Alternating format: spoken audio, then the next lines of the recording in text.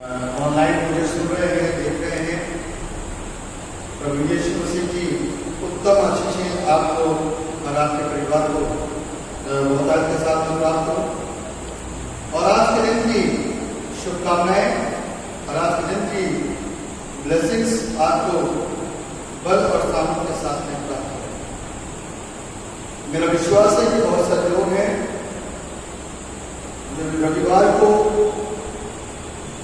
आराधनाओं में जाया करते थे, लेकिन लॉकडाउन के चलते वो चर्च जाने से महरूम है और स्थितियां काफी इस समय गंभीर हो चुकी हैं। और अभी भी ये नहीं कहा जा सकता कि कितने लोग एक साथ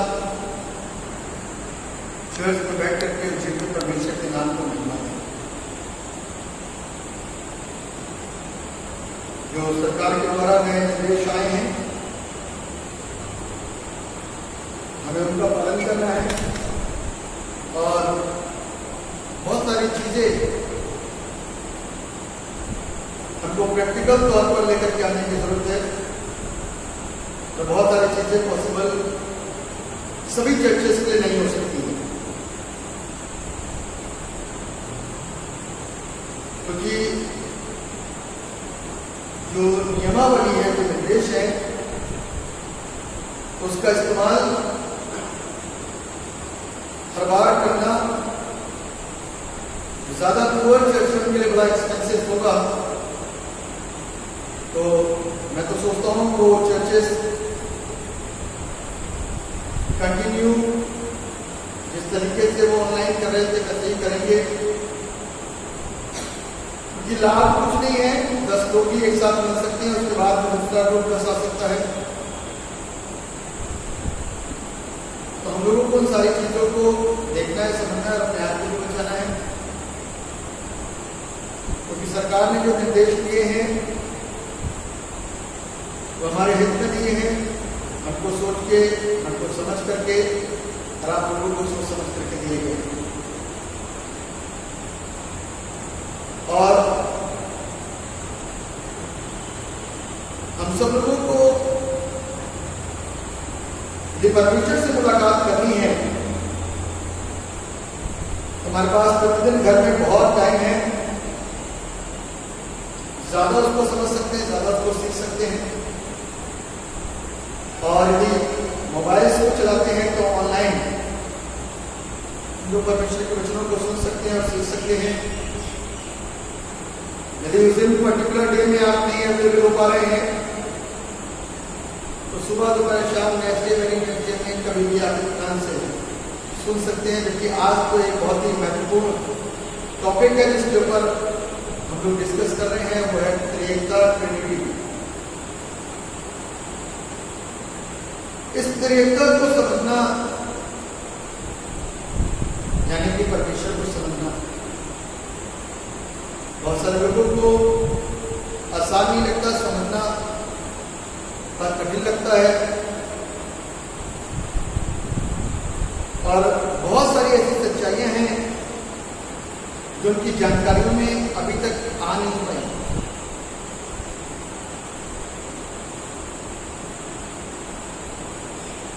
उन सारी जानकारियों को आपके समक्ष में रखा जाएगा, उससे हम सीखेंगे। इससे पहले कि हम लोग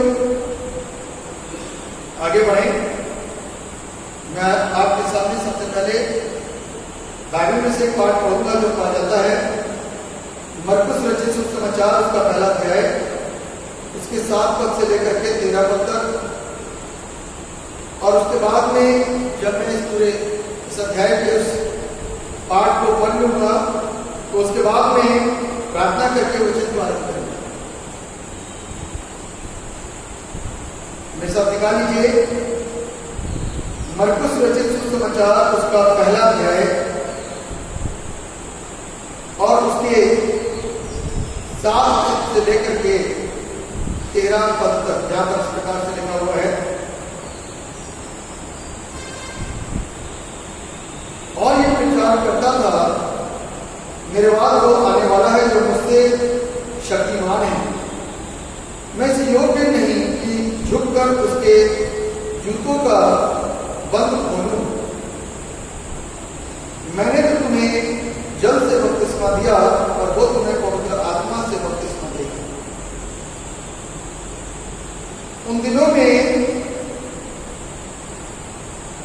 यीशु ने गलील के नासरत से आकर यरदन में यूहन्ना से बपतिस्मा लिया, और जब वो जल से निकलकर ऊपर आया तो तुरंत उसने आकाश को खोलते और आत्मा को कबूतर के समान अपने ऊपर उतरते देखा, और यह आकाशवाणी हुई, तू मेरा प्रिय पुत्र है, तुझसे मैं प्रसन्न हूं। तब आत्मा ने तुरंत उसको जंगल की ओर भेजा।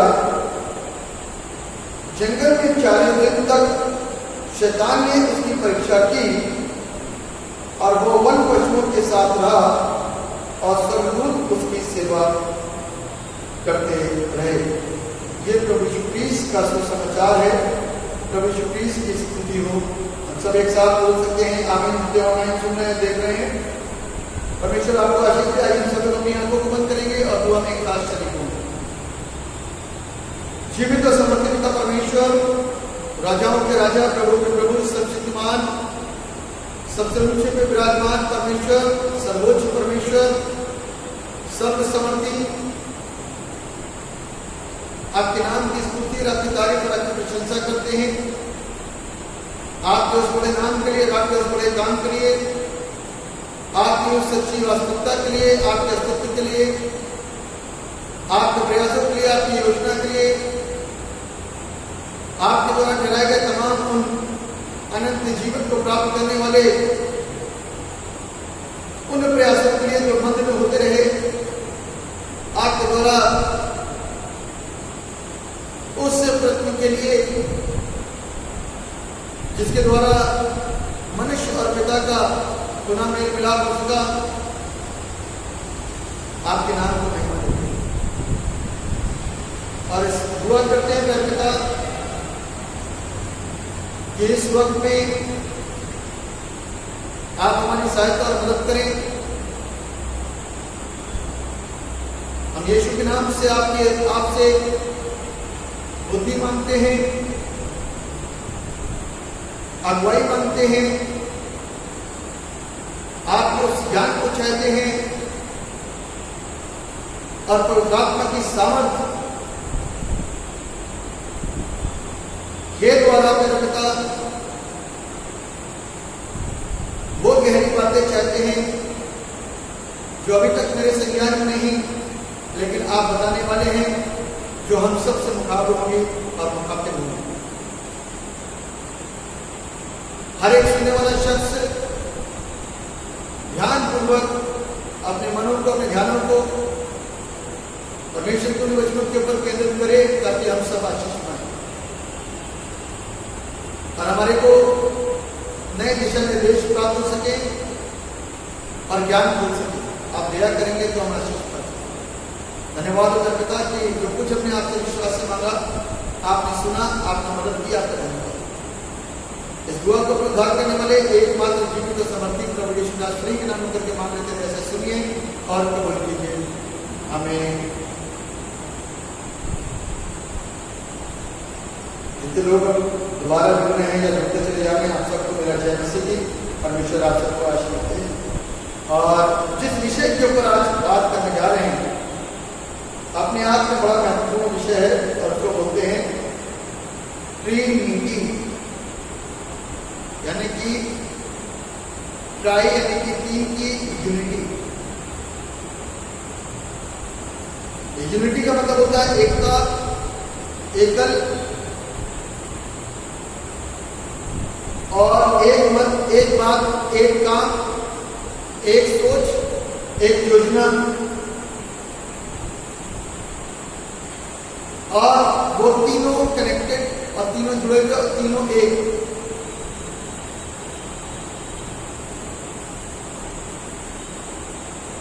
तीन उसका व्यक्तित्व है, व्यक्ति होता है उसके अंदर, व्यक्तित्व उसका होता है। परमेश्वर और परमेश्वर के अंदर का जो 3 पर्सन है, यानी कि उसकी पर्सनैलिटी है, यानी कि उसका व्यक्तित्व है, जिसकी ऊपर आज हम और आप विचार विमर्श करेंगे। हमको इसको सीखना है, हमको इसको समझना है कि परमेश्वर के अंदर से जो तीन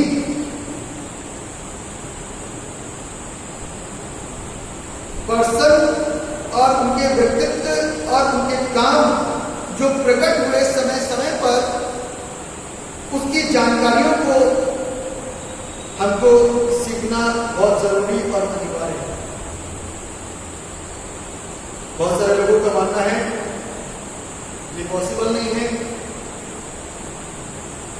लेकिन परमेश्वर के लिए सब कुछ संभव है,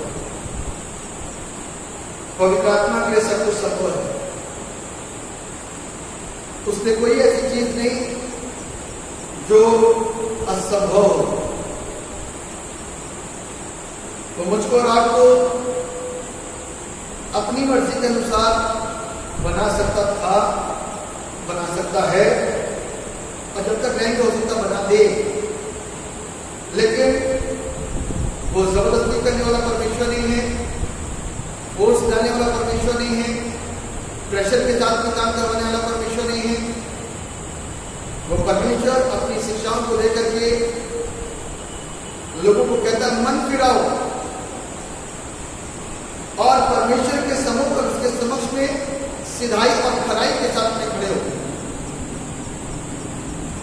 तो मुझको और आपको आज की शिक्षा से मन फिराना है, और जब तक ये मन नहीं फिरेगा तब तक मेरे और आपके लिए मुश्किल हो जाएगी। और साधारण व्यक्ति रह करके मेरे और आपके लिए पवित्र आत्मा को समझना आसान काम नहीं है। तो इसलिए साधारण ना हो, असाधारण बने, यानी कि जिस सोच के साथ में आज हम सोच रहे हैं वो कभी कामयाब नहीं हो सकती, क्योंकि आज वर्तमान मनुष्य की जो सोच है वो कभी नहीं सोच सकती कि एक कैंसर पेशेंट ठीक हो सकता है। एक ऐसे व्यक्ति की सोच कभी नहीं सोच सकती कि कोई एड्स पेशेंट ठीक हो सकता है। एक ऐसे व्यक्ति की सोच कभी नहीं सोच सकती कि कोई पैरालिसिस ठीक हो सकता है। ऐसी सोच रखने वालों के ग्रुप में से, भीड़ में से एक ऐसा भी ग्रुप है जो बगैर भय, बगैर डरे, बेधड़क होकर के बात बोलते हैं, मुर्दा जी उठे यीशु के नाम में। उनकी सोच अब साधारण नहीं है, क्योंकि उनके जीवन के अंदर पिता, पुत्र और पवित्र आत्मा का वास है। पिता जो क्रिएटर है उस पर विश्वास है, पुत्र जो मुक्तिदाता है जिसने पाप से छुटकारा दिया उस पर विश्वास है, पवित्र आत्मा जिसने मुझको रात को प्योर किया और अच्छी बातों को मनों के अंदर डाला, उस पर विश्वास करके हम असाधारण बातों को क्लेम कर देते हैं और कर देते हैं। हर एक व्यक्ति ऐसा नहीं हो सकता। तो इसलिए जो बाइबल पर विश्वास करते हैं इस बात पर विश्वास कर सकते हैं वो भी कि यीशु ने मुर्दों को जिलाया है, यीशु ने लंगड़ों को चलाया है, यीशु ने अंधों को दिखाया है। और वही यीशु के मानने वाले लोग, उसके चेले, उसके अनुयायी, उसके फॉलोअर्स, उसके पीछे चलने वाले लोगों ने हाथ पकड़ करके अंधे भिखारी को उठा लिया, कहेंगे सोना और चांदी तो मेरे पास है नहीं, एक नाम है जिसके नाम से मैं तुमको चलने फिरने का हुक्म देता हूं और ठीक होने की आज्ञा देता हूं। जो चीज पॉसिबल नहीं थी उसके ऊपर निगाह नहीं जाती थी किसी की। हर समय भिखारी बैठे हैं और भिखारियों के ऊपर किसी की निगाह जाएगी। जब मैं छोटा था अपने चर्च जाया करता था, कानपुर में क्राइस्ट चर्च, जब त्योहार आता था क्रिसमस का, तो अगल बगल भिखारियों की लाइन लगी रहती थी। कभी इस चीज के ऊपर हम लोगों ने विचार विमर्श नहीं करा, कभी सोचा नहीं कि ये भिखारी के ठीक होने की प्रार्थना करो। और भिखारी भी भूले बैठे, भिखारियों को भी नहीं मालूम है कि कभी हम ठीक भी हो सकते हैं। वो अपने काम में व्यस्त है, हम अपने काम में व्यस्त हैं। वो भीख मांगने में तैयार बैठे हैं, हम भीख देने में तैयार बैठे हैं। लेकिन यहां पर जो है वो उस खुदा का नुमाइंदा है, उस खुदा का बंदा है, उस खुदा का अनुयायी है, उसका फॉलोअर है। और जब वो आता है जो फाटक सुंदर चलाता था, उसके बाद जैसे ही पहुंचता है और उस भिखारी ने उसकी ओर एक बार आग लगाई, तो उसने उठा करके खड़ा करके यीशु के नाम से। आज की तारीख में जब आपको कोई व्यक्ति कुछ करते हुए नहीं देखेगा तो कभी आपसे कोई मांग नहीं करेगा। जब व्यक्ति आपको कुछ करते हुए देखेगा तो वो आपसे मांग करेगा। जब आपको कभी उसने चंगा करते हुए नहीं देखा तो कभी आपसे मांग नहीं कर सकता। लेकिन यदि उसने आपको चंगा करते हुए देखा है, आपको प्रभु यीशु मसीह के नाम से मांगते हुए देखा है और यीशु के द्वारा चंगाई को प्राप्त होते हुए देखा है, तो वह आपके पास में आएगा और आपसे जरूर मांगेगा। लिखा हुआ है एक ऐसा व्यक्ति था जो भिखारी था, तिमाई का पुत्र बर्तिमाई। आवाज सुनी कि यीशु जा रहा है, सिर्फ सुना था, देख भी नहीं पाया होगा कि यीशु मसीह चंगा करता है और कौन है यीशु। और लिखा हुआ है कि सिर्फ सुनने से उसका विश्वास इतना ज्यादा गहरा रखूट हो गया कि चिल्ला चिल्ला करके बोलने लगा, हे यीशु नासरी, दाऊद की संतान, मुझ पर अपनी दया कर। ये भिखारियों ने जीवन प्राप्त करने की आशय से यीशु को पुकारना शुरू करा और यीशु ने उनको जीवन दिया। साधारण व्यक्ति से कोई भिखारी मांगेगा तो मुझे ठीक करो, ना उनके पास में विश्वास है, आशा है कि वो ठीक हो सकते हैं अपनी भिखारी अवस्था से, और ना ही साधारण व्यक्ति के पास में वो सामर्थ्य है जिससे कि वो किसी को ठीक कर सके। तो इस बात के ऊपर ध्यान रखिएगा, गॉड कैन डू एवरीथिंग। मैंने भी बातें जो आपके सामने अभी बाटी रखी, उसके पीछे सिर्फ एक ही मेरा मोटिव था, सिर्फ एक ही मेरा बताने का सोच थी कि गॉड कैन डू एवरीथिंग। वो सब कुछ कर सकता है। जो सोच मन में नहीं है वो सोच को ले आएगा। जो चीज असंभव है उसको संभव कर देगा। He can do everything. He can do everything. वो सब कुछ कर सकता है। तो इस विषय को समझना कठिन नहीं है। उसको समझने के लिए थोड़ा सा आप परमेश्वर से प्रार्थना मांगो और प्रार्थना की अगुवाई मांगो, ताकि मैं और आप भली प्रकार से और अच्छी तरीके से परमेश्वर के उन गहरे भेद को सीख सकें और जान सकें। There is only one God. सिर्फ एक ही परमेश्वर है, सिर्फ एक ही परमेश्वर है। और कैसा परमेश्वर है? He is the creator of world. इस दुनिया की सृष्टि करने वाला वो परमेश्वर है जिसने सारी दुनिया की रचना की। ऐसा ही हम समझते हैं और ये बात सत्य भी है। लेकिन इसके आगे जो एक सत्ता हमारे सामने पर्दे से बाहर आती है वो है यीशु मसीह। आज तक लोग इस बात को सोचते हैं, आज तक लोग इस बात को खोज रहे हैं, दैट इज क्रिएटिविटी मीन्स कि कोई ना कोई उस क्रिएटिविटी का क्रिएटर है।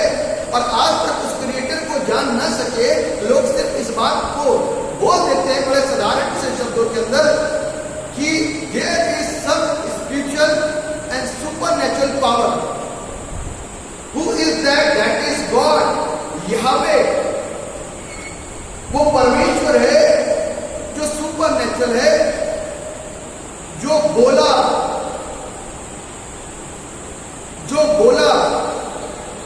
अब मैंने और आपने कुछ बोला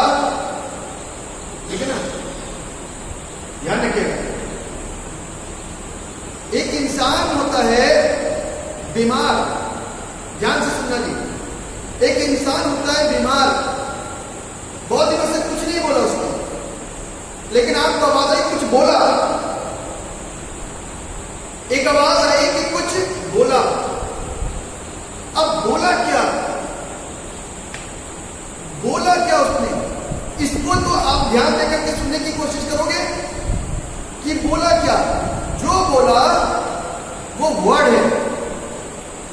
चाहे बच्चे ने पहली बार बोला पापा, मम्मी, चाचा, बोला, बच्चा बोला, छोटा बच्चा जिसने कभी नहीं बोला लेकिन अब बोला। क्या बोला? पापा। तो सुनने वालों ने क्या सुना? एक शब्द। क्या शब्द? पापा। जो शब्द बोला that is Jesus Christ. God spoke. Jesus is the word. यीशु मसीह वो वर्ड है जो बोला गया है। कौन सा वर्ड? इसीलिए बाइबल में कहा यूहन्ना रचित सुसमाचार आदि में वचन था, वचन परमेश्वर के साथ था और वचन ही परमेश्वर था। परमेश्वर ने कुछ बोला और क्या बोला? जो बोला वो वर्ड था, वो वचन था। और वचन कौन था? यीशु मसीह। और वो यीशु मसीह क्या है? जो वचन की सामर्थ्य है वो पवित्र आत्मा है। जो वचन के द्वारा इफेक्ट पड़ रहा है वो पवित्र आत्मा है, जो पवित्र करता है। मैं सोचता हूं कि समझ आ रहा होगा आप लोगों को, क्योंकि बाइबल में इस बात को क्लियर करके लिखा हुआ है बड़ा साफ शब्दों में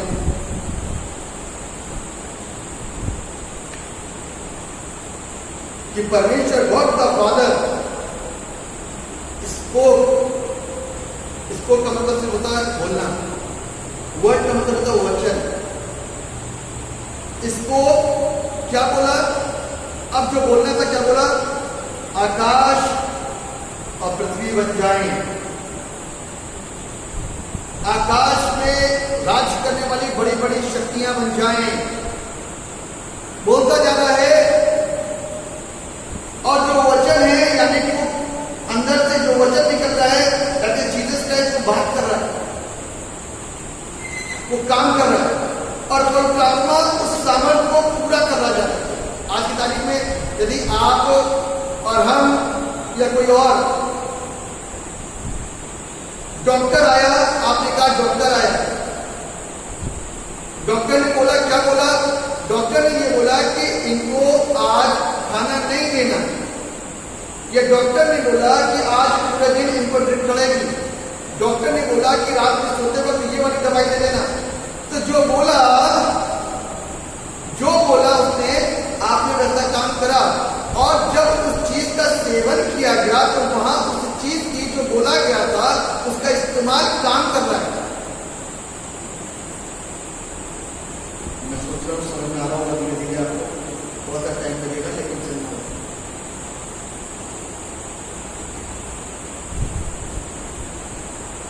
परमेश्वर को समझना आसान काम नहीं है, उसको सीखना आसान काम नहीं है, उसको समझना आसान काम नहीं है।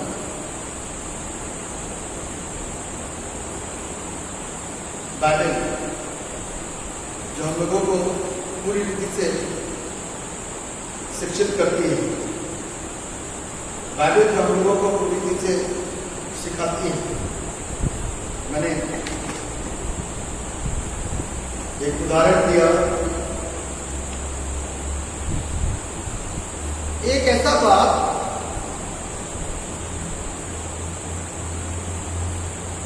जिसकी वाइफ नहीं है और उसके बाद में बच्चे हैं, वो बाप है, ह्यूमन बीइंग है। और ह्यूमन बीइंग जो है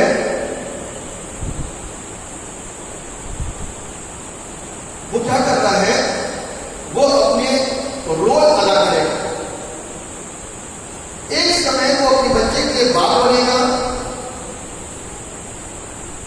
दूसरे समय में जब बच्चा रोएगा तो हो सकता है मां जैसा प्यार उसको दे,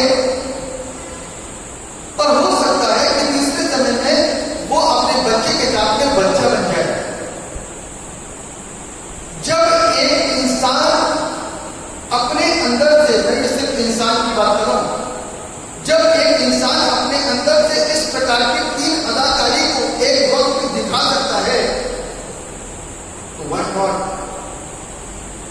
गॉड शो लाइक दैट। परमेश्वर एक वजह के साथ में अपने प्रकटीकरण को, अपने कामों को समय समय पर जैसे जैसे आवश्यकता पड़ी, वजह जो भी नहीं, जो आवश्यकता पड़ी उस आवश्यकता के अनुसार क्यों नहीं वो अपने आप को प्रकट कर सकता। जब एक किडनी का पार्ट दे करके दूसरे को रिवाइव कराया जा सकता है, बचाया जा सकता है, एक ही किडनी का, जिस किडनी को बनाने वाला वो परमेश्वर है, जिस अंगों को बनाने वाला परमेश्वर है, तो क्या वो अपना रूप इस धरती पर प्रकट नहीं कर सकता? कर सकता, कर सकता, बिल्कुल कर सकता है।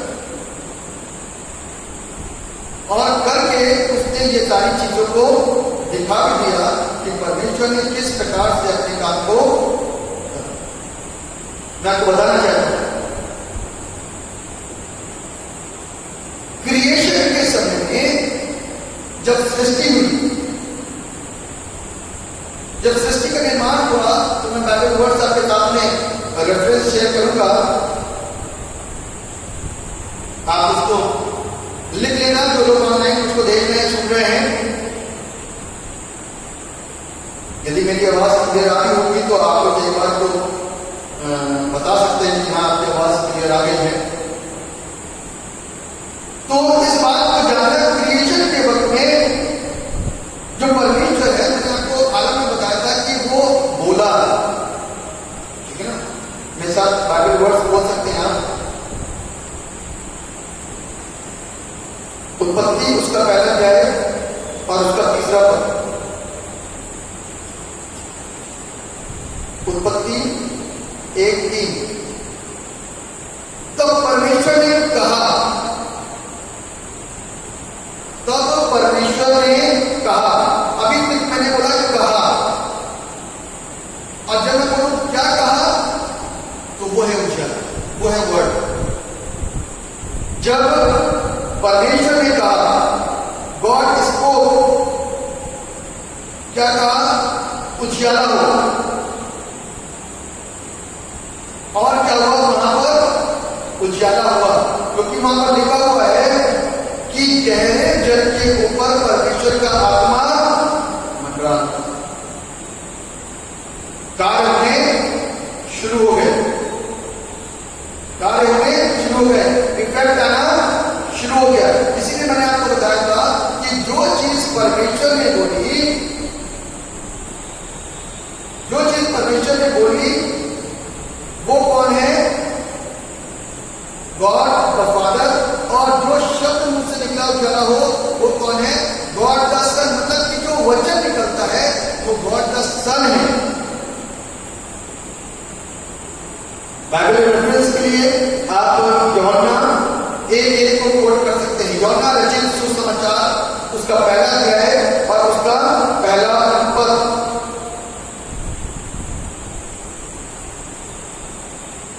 बाइबल रेफरेंस में आप ले सकते हैं अय्यूब की पुस्तक उसका 26 अध्याय,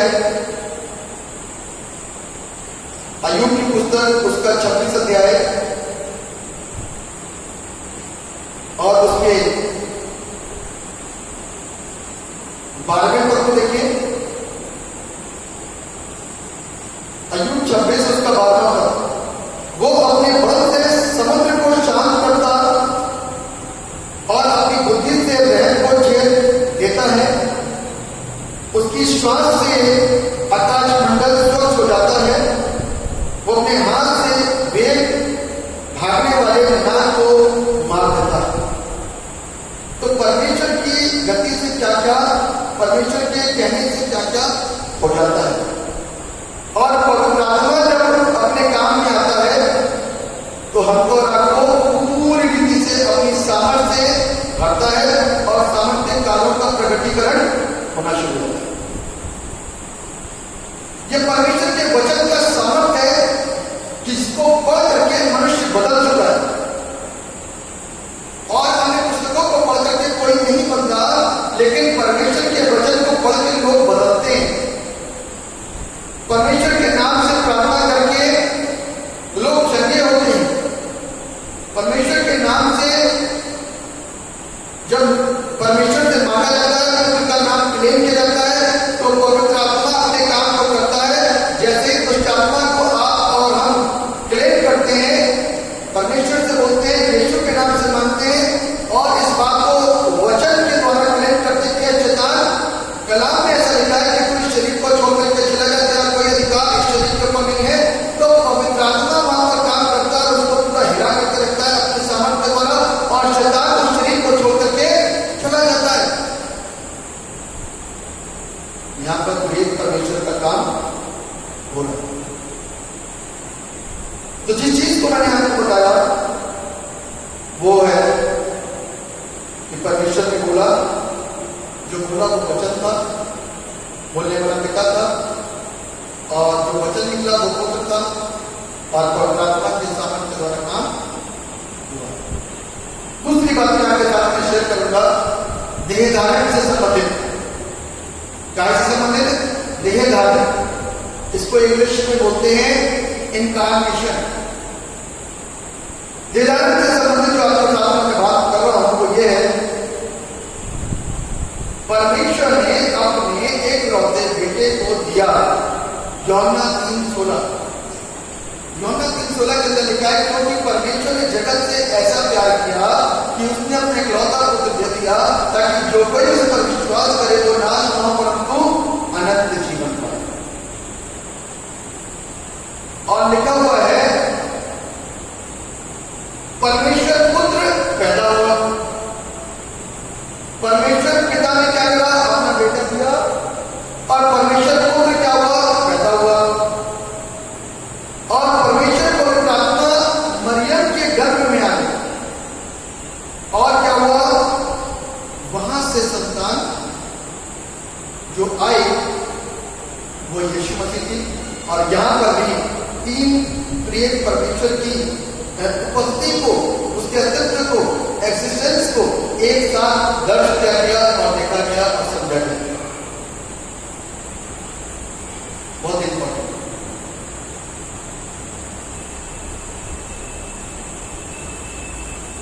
तीसरा पॉइंट आपके साथ में शेयर करूंगा, वह है छुटकारे से संबंधित। क्या संबंधित? छुटकारा। आज मनुष्य को छुटकारा चाहिए। कई बार लोगों का कहना हो जाता है, सवाल रहता है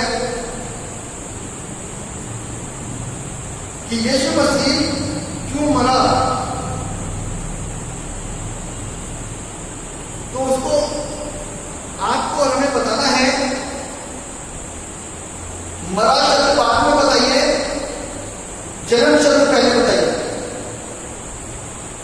क्योंकि जन्म से मौत और मौत से जीवना और जीवने के बाद में द्वितीय आगमन का वर्णन इंटरकनेक्टेड है। तो कहने का अभिप्राय यह है कि परमेश्वर पिता को सृष्टि करता, परमेश्वर पुत्र मुक्तिदाता, और परमेश्वर पवित्र आत्मा पवित्र करने वाला।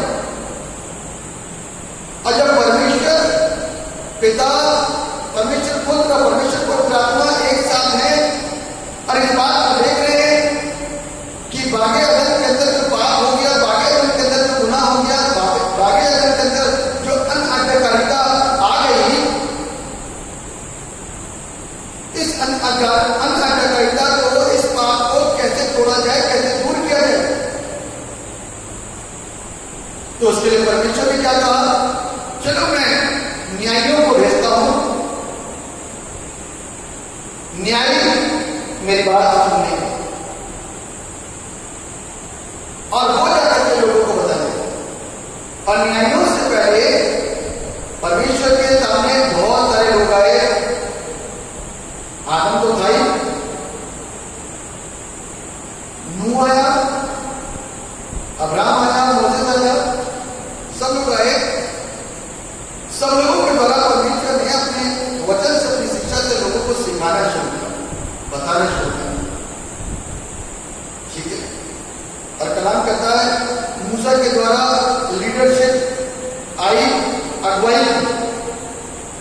और मूसा उन लोगों की जो गुलामी में पड़े उनकी अगुवाई कर रहे।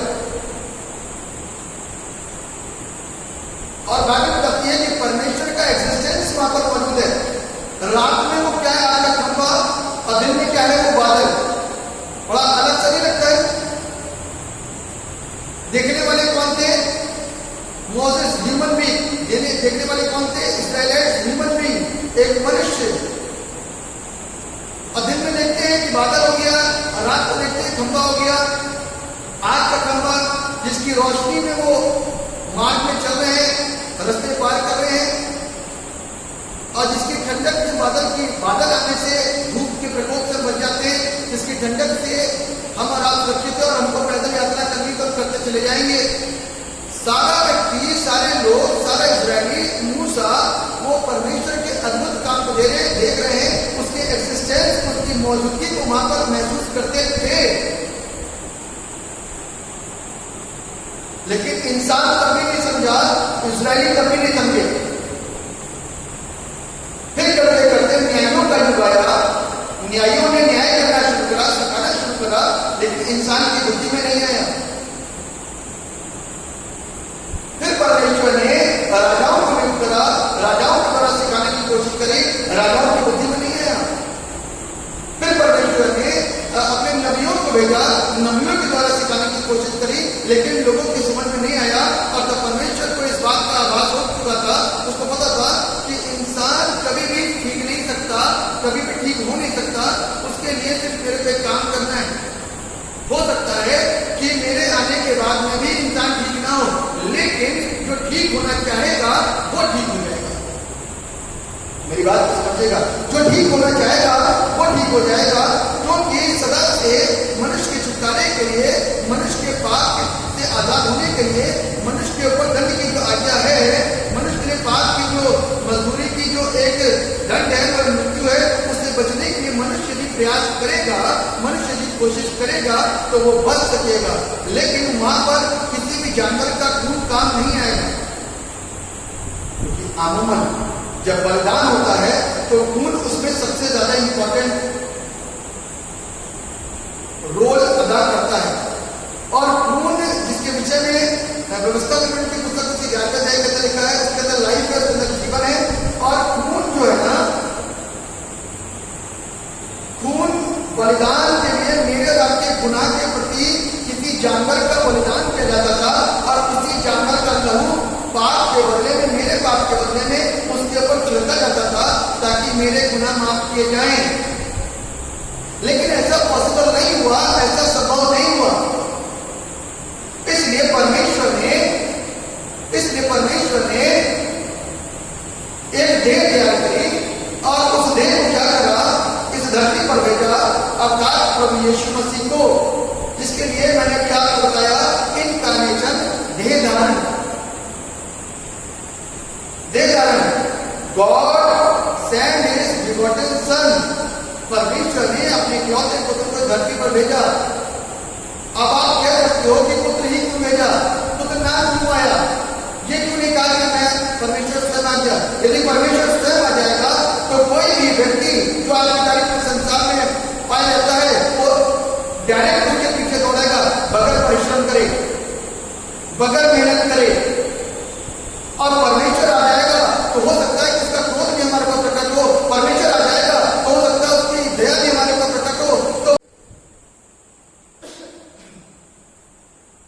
इसलिए परमेश्वर ने वारिस को भेजा, एक टाइटल देकर के भेजा, एक नाम देकर के भेजा, माय बिगॉटेन सन। और वो प्रभु यीशु मसीह धरती पर आकर के सारे मानव जाति के लिए, सारे मानव जाति के लिए उसका जन्म इसीलिए हुआ, और उसकी मृत्यु महज एक हादसा नहीं थी, लोगों की योजना नहीं थी, लोगों की प्लानिंग नहीं थी, ये परमेश्वर की योजना के तहत था। ये परमेश्वर की योजना के तहत में था। मर्डर, सुसाइड, शहीद और बलिदान, जिसको बोलते हैं सेक्रीफाइस,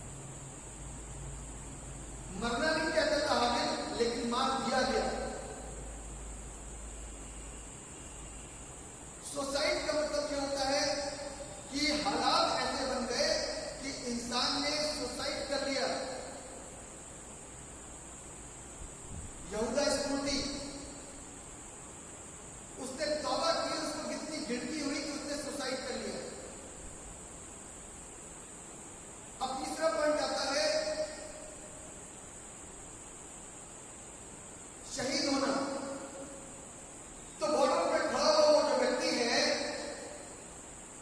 वो अपनी नौकरी कर रहा है, ध्यान रखिएगा, और जो वो नौकरी कर रहा है उसके अवध में वो सैलरी प्राप्त कर रहा है। लेकिन जिस नौकरी को वो कर रहा है, जिस बॉर्डर पर वो लगा हुआ है, वो कठिन है। लेकिन हर एक व्यक्ति ये बात को नहीं सोचता कि वो मर ही जाएगा। वो इस बात को नहीं सोचता कि वो मर ही जाएगा। जहां तक कोशिश होती है वो सोचता है कि मेरी ड्यूटी पूरी जाएगी तो मैं वापस अपने घर में जाऊंगा, ऐसी सोच होती है।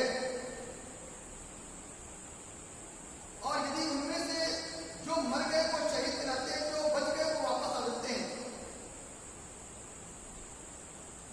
लेकिन जीसस वाज द सैक्रिफाइस, इसीलिए जॉन द बैप्टिस्ट कहता है वो देखो परमेश्वर का मेमना जलाता है, वो देखो परमेश्वर का मेमना जलाता है, जिसके जूते के बंद भी खोलने के योग्य और उसके काबिल मैं नहीं हूं। और बाइबल आपको क्लियर कर रही है इस बात को। सैक्रिफाइस का मतलब होता है अपने आप को देना, सहर्ष, अपने आप को अर्पित करना।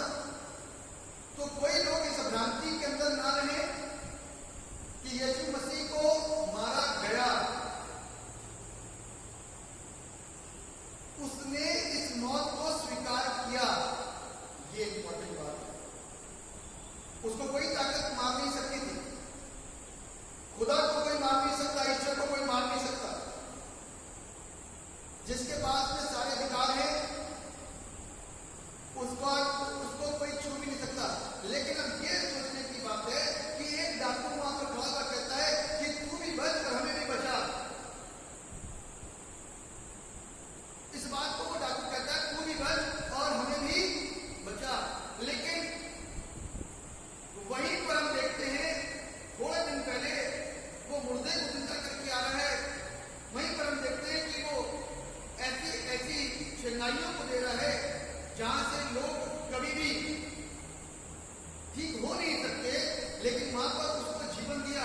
आज वो खुद उस मौत के पास में खड़ा हुआ है और लोग उसको यातनाएं दे रहे हैं और उसको सता रहे हैं, उसको कष्ट दे रहे हैं, क्योंकि जो ज़बह किया जाता है, जो मेमना बलिदान होता है, उसके ऊपर चुनी फिरती है और वो कटता है, और जब तक वो कटेगा नहीं तब तक खून बहेगा नहीं।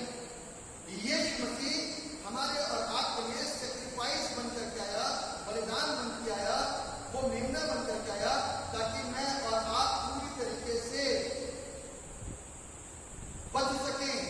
क्योंकि मनुष्य हमको और आपको जीवन दान दे नहीं पा रहा था। मनुष्य की शिक्षा हमको और आपको शिक्षित कर नहीं पा रही थी। इसीलिए वारिस को भेजा गया, एक नाम लेकर के। वारिस है वो, पुत्र है वो। और जब वो आया और उसकी मौत हुई, मौत होने पर वो जब क्रूस पर खड़ा हुआ है, लटका हुआ है, तो वहां से उसने 7 वाणियां बोली, जिसको कि गुड फ्राइडे के दिन में हम आप बोलते हैं। और जो छठी वाणी थी, उस वाणी में वो कहता है पूरा हुआ। क्या पूरा हुआ? इसके ऊपर ध्यान नहीं दिया। सबने कह दिया कि उसको मारा गया। उसने उस जगह पर बोला पूरा हुआ, यानी कि जिसके पास में कोई मकसद था, he had an aim, he had a work,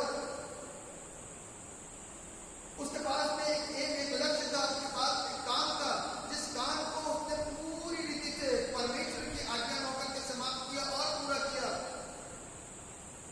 और पूरा करने के बाद में कहता है इट इज फिनिश्ड, पूरा हुआ। और जब पूरा होता है उसके बाद में कहता है पिता, मैं अपनी आत्मा तेरे हाथों में सौंपता हूं। और ऐसा कह करके वो अपने प्राण को छोड़ देता है। प्राण लेने का भी अधिकार उनके पास नहीं था। इतना मानने के बावजूद भी यीशु के प्राण को ले नहीं सके। अपनी इच्छा के अनुसार प्रभु यीशु मसीह ने अपने प्राणों को क्या किया?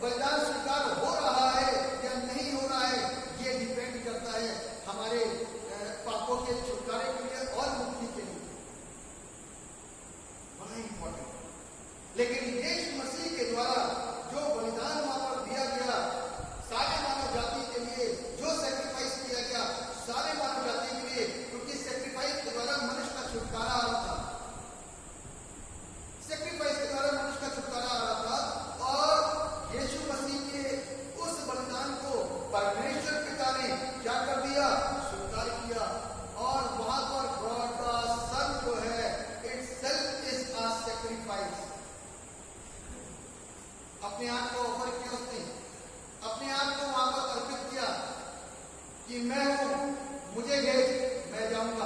किसके लिए जाऊंगा? मनुष्य को बचाने के लिए, उसके छुटकारे के लिए मैं जाऊंगा। कौन जाएगा? मैं जाऊंगा। और गॉड द स्पिरिट, उसके द्वारा आज हम और आप परमेश्वर की उन आशीषों को प्राप्त करते हैं, उन बरकतों को प्राप्त करते हैं जो मैं और आप सोच भी नहीं सकते। मेरे साथ एक वर्ड निकालिए, इब्रानियों 9:14।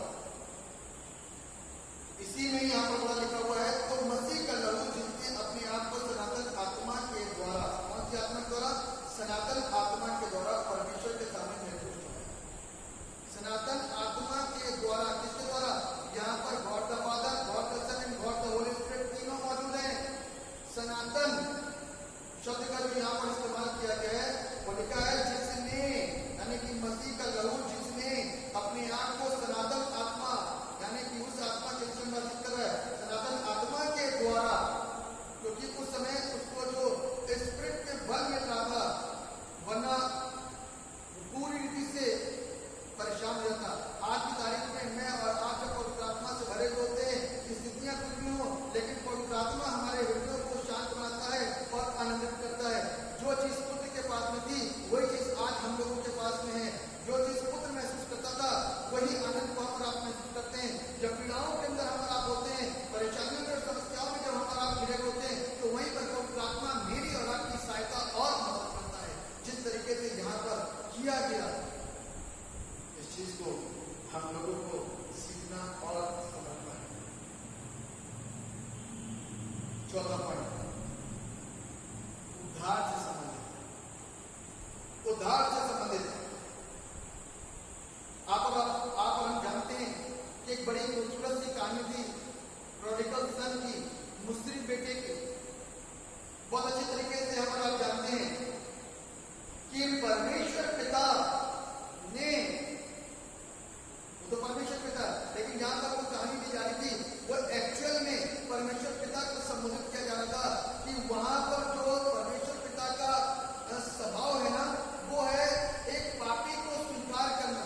एक पापी यदि लौट करके अपने गुनाहों से तौबा करके अपने बाप के पास में आता है तो बाप कभी भी उसको धिक्कारता नहीं है, बाप उसको गले लगाता है। जब मुस्लिम बेटा सारे कुकर्मों को करके, सारे पैसों को उड़ा करके, सारी बर्बादी करके वापस लौटता है, तो बाइबल हमको बताती है कि वहां पर उसका बाप दौड़ करके जाता है और उसको गले लगाता है। इस कहानी को हम और आप सुनकर आप उसके 15वें अध्याय के अंदर देख सकते हैं, प्रोडिगल सन, मुस्लिम बेटे की कहानी। और वहीं पर में आप देखते हैं जो पुत्र है, जो पुत्र है वो कौन है? एक मेमना है, एक शेफर्ड, एक भेड़ है, ठीक है, जो खोए हुओं को ढूंढने के लिए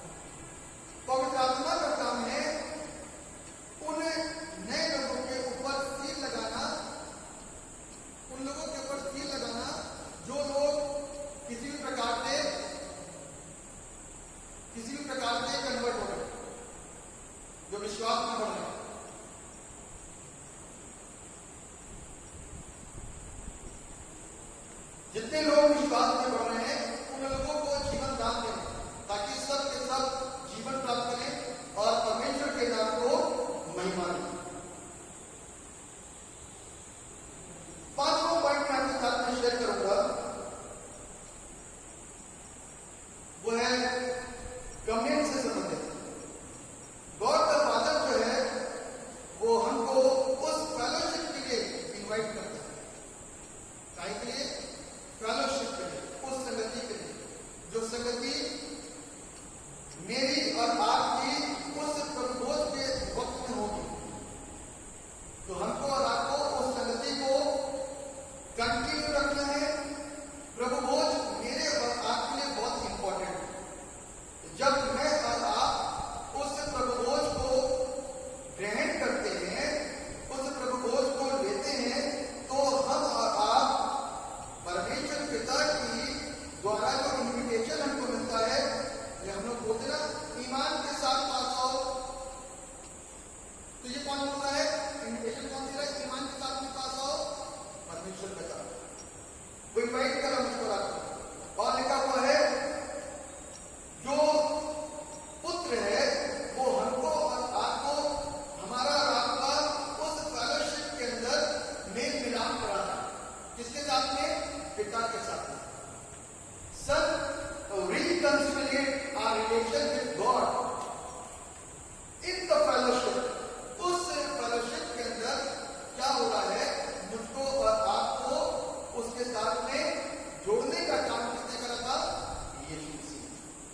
तो इस चीज को हमको समझना है, और यही कम्युनियन के अंदर जब पवित्र आत्मा का काम हमारा आप देखते हैं, तो बाइबल में बताती है, इफिसियंस की पुस्तक उसका दूसरा अध्याय और उसके 18वां पद के अंदर लिखा हुआ है, वहीं पर पवित्र आत्मा का काम इफेक्ट डालने का होता है उस यूनियन में,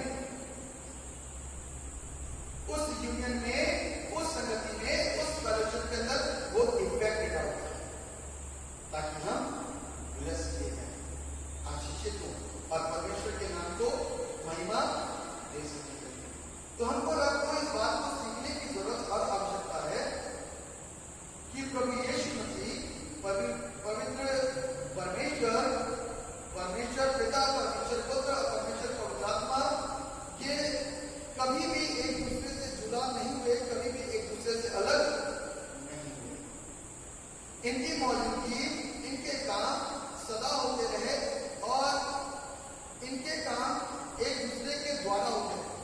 देखिए बाइबल में लिखा हुआ है, यीशु मसीह ने कहा, तुम पिता के नाम, तुम कहता तुम पिता से मेरे नाम से मांगोगे तो तुमको सब कुछ मिल जाएगा।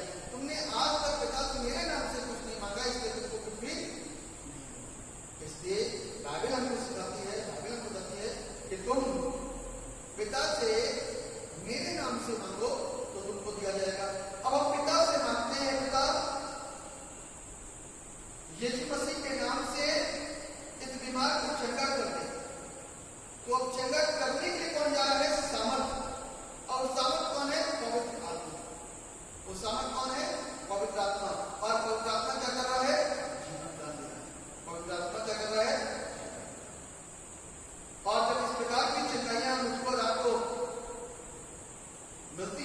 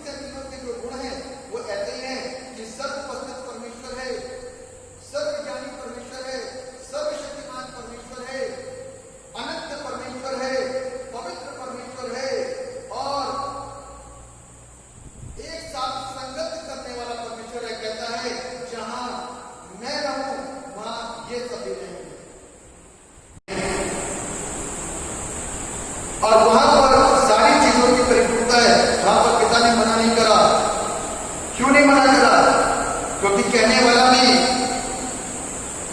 खुदा है, करने वाला भी खुदा है, कराने वाला भी खुदा है, सब एक है। अपने अपने समय पर सबने काम किया, इसलिए हमको और आपको इस त्रिएकता को, इस यूनिटी को सीखने की जरूरत और आवश्यकता है। जब हम सीखते हैं तो हम ले सकते, बहुत सारे लोगों ने इसको उदाहरण दिया है ठोस, द्रव और गैस का, कि एक पानी H2O वो एक समय में लिक्विड है, एक समय में वो ठोस है, एक समय में वो गैस है, और तीनों टाइम में एक ही चीज है, वाटर H2O, और एक ही टाइम के अंदर कभी ये ठोस बन जाता है, कभी ये गैस बन जाता है, कभी ये लिक्विड फॉर्म में बन जाता है। तो हमको और आपको इस चीज को समझदारी के साथ समझना है। हमको इस उदाहरण से परमेश्वर को नहीं समझना है, हमको परमेश्वर के कामों को देख करके, उसकी एक्सिस्टेंस को देख करके जो आपको सिखाया गया है, हर शिक्षा के साथ में उसकी उपस्थिति को हम और आप महसूस करते हुए, उसको देखते हुए हम वहां पर एक परमेश्वर को अपने बीच में देखें और आए, ताकि हमारी समझने की जो क्षमताएं हैं वो और अधिकारी के साथ में बढ़ सके। मैं ऐसा विश्वास करता हूं कि आप लोगों ने समझने में जरा सा भी विलंब नहीं किया होगा। बहुत सारी बातें आपको समझ में आ गई होंगी, बहुत सारी चीजें आप सीख गए होंगे, बहुत सारी चीजें आपके सामने खुल करके सामने आई, और ये परमेश्वर के वचन की कहती सावधानीपूर्ण शिक्षा है, जिसको कि हमको और आपको निरंतर समझने की जरूरत है। इसमें किसी प्रकार का मिलावट करने की जरूरत नहीं है, क्योंकि परमेश्वर ने हर सिचुएशन में अपनी उपस्थिति को, अपने एक्सिस्टेंस को, अपने अस्तित्व को, अपनी वास्तविकता को प्रकट किया है, और जो कोई उस वास्तविकता को समझता है वो आशीषित होता है, वो आशीषित होता है। परमेश्वर इस वचन के द्वारा हम सबको आशीषित करे और अपनी महिमा के बहुतायत के साथ में इस्तेमाल करे। आइए हम सब लोग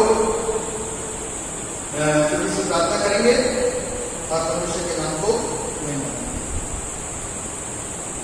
और इसी प्रार्थना के साथ में हम लोग प्रार्थना करेंगे अपने देश के लिए, कोरोना से चल रही उस लड़ाई के लिए जो हमारे व्यक्ति के द्वारा ली जा रही है, उसकी दुआ करें।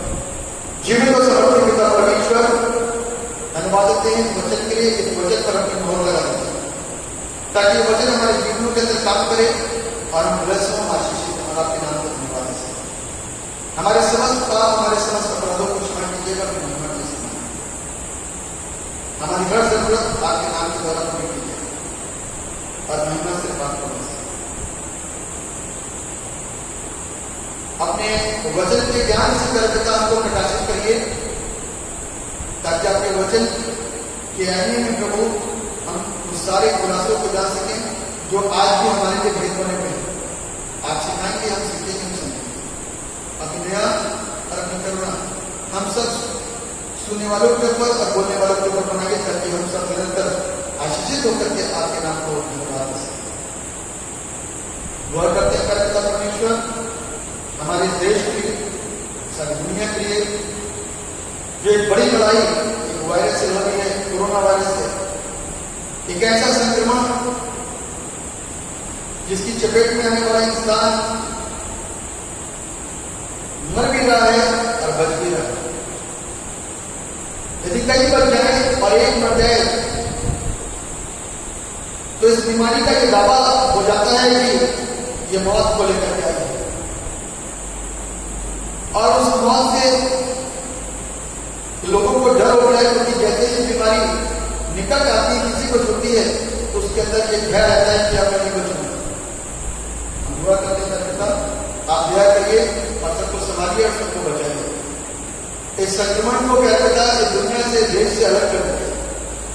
बहुत सारे लोग इससे बीमार हैं, उनको क्या पिता परमेश्वर बचाइए और उनके घर परिवारों को संभालिए। जो लोग इस दुनिया से इस बीमारी के द्वारा कुछ कर गए हैं, उनके परिवारों को शांति दीजिए और तसल्ली दीजिए। दुआ करते हैं पिता परमेश्वर, जो लोग इसमें अपनी सेवाओं को दे रहे हैं, धन से दौड़ भाग करके आप उनकी मदद करना, उनको आशीष दें। तमाम डॉक्टर्स, स्टाफ नर्सेस, पुलिस बल, तमाम रिपोर्टर्स जगह जगह जा करके मेहनत करते हैं दिन रात, प्रभु आप इनकी हिफाजत करें, इनको समझ आपकी दया सत्य पर बने और आपका नाम जलाल पाए। आपने कहा तुम नामों पर मैं तुम्हें दूंगा, और आपकी बड़ी आशा को तुम सबके ऊपर, अपने देश के ऊपर चाहते हैं। बनाए गए सारे नियमों के ऊपर आज्ञाकारिता बनी रहे और लोग बहुतायत के जीवन को पाए, यीशु मसीह के नाम के द्वारा बचाए गए। जो यीशु मसीह के नाम को लेगा बचेगा और उसका जीवन खुशहाल होगा, उसका जीवन आनंदित होगा, उसका जीवन परमेश्वर की तरफ से आशीषित कर जाएगा। तो बफेट से करूं हर एक उन लोगों को जिन लोगों ने वचनों को सुना, आपके चरणों में सौंपते हैं और आपकी बड़ी आशा की जिंदगी के ऊपर जाते हैं। आप दयावान परमेश्वर हम सबके ऊपर तरस खाएं, हम सब पर दया करें और इस बड़ी महामारी को हमारे देश के ऊपर हटा दीजिए, इस दुनिया के ऊपर हटा दीजिए, ताकि लोग चैन की सांस ले सकें और सारी दुनिया में अमन कायम हो सके। हमारा विश्वास है प्रभु, जो कृत्य में आपसे ईमान से मांगा, आपने सुना, आपके नाम की तारीफ सारा आदर महिमा गौरव आपको देते हैं। दुआ को उद्धार करने वाले एकमात्र जीवित समर्थी प्रभु यीशु नासरी के नाम करके मांगते थे, ऐसे सुनिए और कबूल कीजिए। आमीन। हम सब लोग प्रभु की प्रार्थना को बोलेंगे। आए हमारे बाप जो आसमान पर है, वह नाम पाक होना जाए, निवास चाहता है, जमीन पर पूरी हो। हमारा रोज बख्श दे, जैसे तुम्हारे को माफ करते हैं, दुनिया के सुर को माफ कर, निर्दयश होंगे, इब्राहिम सुरक्षा बादशाह जलाल हमेशा देती हो। आमीन। हमारे पिता यीशु मसीह का पवित्र दबाव की मोहब्बत, कृपा की रिफात का शराकत, तमाम गुलामों तमाम जरूरत जितने लोग यहाँ मौजूद हैं उन लोगों के साथ में, और जितने बीमार हैं, जिन लोगों ने फोन कर करके अपने लिए प्रार्थना कराई है और जो लोगों ने प्रार्थना के अनुरोध दिए हैं, उन लोगों के साथ में आप से लेकर सदा सदा तक होती रहे। आमीन। सबको जय यीशु मसीह की। प्रभु आप सबको बहुत आशीष दे और अपनी महिमा के लिए बहुत के साथ इस्तेमाल करें। आप सब लोगों को जय यीशु।